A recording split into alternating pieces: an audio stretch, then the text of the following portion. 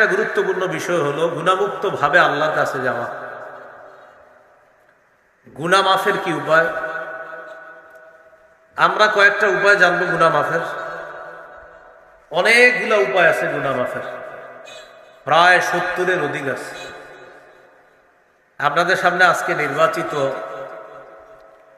11টা গুনাহ মাফের আলোচনা করবো ইনশাআল্লাহ। 1 নম্বর খাঁটি তওবা, 2 নম্বর বেশি বেশি ইস্তেগফার পড়া, 3 নম্বর গুনাহ মাফের আশায় বারবার আল্লাহর কাছে ক্ষমা চাওয়া,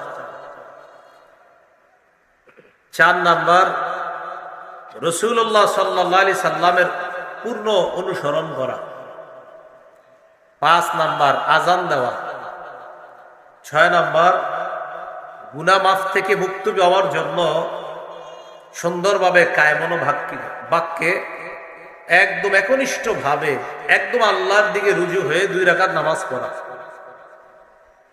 7 নম্বর দৈনিক 5 ওয়াক্ত নামাজ পড়া, 8 নম্বর জামাতে নামাজ পড়া, 5, 6, 7, 8 আবার বলছি দেখেন, 5 নম্বর আযান দেওয়া, 6 নম্বর 2 রাকাত নামাজ পড়া গুনাহ মাফের জন্য এই নিয়তে 2 রাকাত নামাজ পড়া, 7 নম্বর 5 ওয়াক্ত নামাজ পড়া, 8 নম্বর জামাতের সাথে নামাজ পড়া, 9 নম্বর কখনো গুনাহ হয়ে গেলে সাথে সাথে একটা ভালো কাজ করা,